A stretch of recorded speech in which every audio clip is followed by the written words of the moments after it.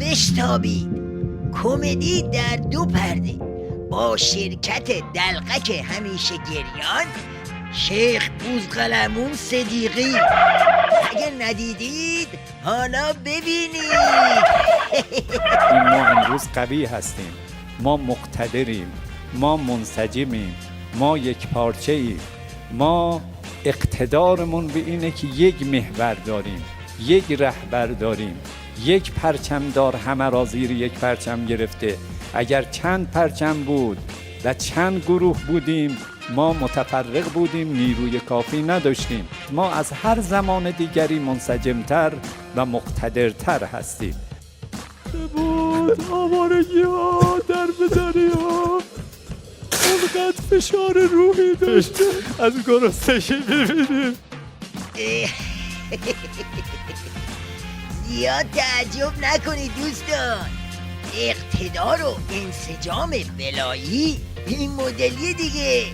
بیچاره سیلی میزنه تو صورتش که سرخ بمونه اما اشکش در میاره.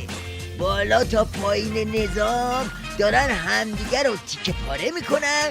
بعد این اومده روزه انسجام و اقتدار میخونه. حالا حج الاسلام آبگوره، یه چشمه از این اقتدارت بیا ببینیم. نکته بعدی مسئله مذاکره تیم ایرانی بود با 5+1 در ژنو که ایران بر اساس اعتبار مدنی، اعتبار فرهنگی، اعتبار اخلاقی، اعتبار دینی که دارد، فضایی رو که در دنیا مطالبه می کند فضای گفتگوست، فضای مذاکره است، فضای اتمام و حجت است، فضای عقلانیت است. این هم برای ما استراتژی است و هم تاکتیک است. چی؟ هم استراتژی هم تاکتیک؟ این هم برای ما استراتژی است و هم تاکتیک است. یواش یواش ترمز کن لب پرتگاهی. زهرخوری که دیگه تاکتیک و استراتژی نداره که، طرف پاک قاطی کرده. سید علی بهش گفته هم برو ارعر اقتدار بکن هم میو مذاکره. واسه همین بدبخت اینجوری بکس و باد کرده. آخه یه بوم و 2 هوا که نمیشه حاجی. این چه مذاکره ای که هم فضای گفتگو توشه هم اتمام حجت. اونها اگر مذاکره را بپذیرند یک فرصتی است که این بحرانی که برای خودشون درست کردن، این بدنامی که برای خودشون درست کردن، این به نفعشون است.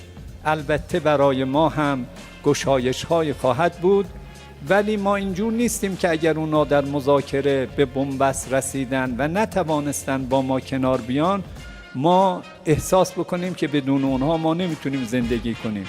ببین تو این دریوری ها رو میگی که بسیجی های مخمشنگ و حال بیاری دیگه، نه؟ حالا میخوای بدونی واکنش همون بسیجی ها از شنیدن حرفای تو چجوریه؟ محسن جان نشونش بده.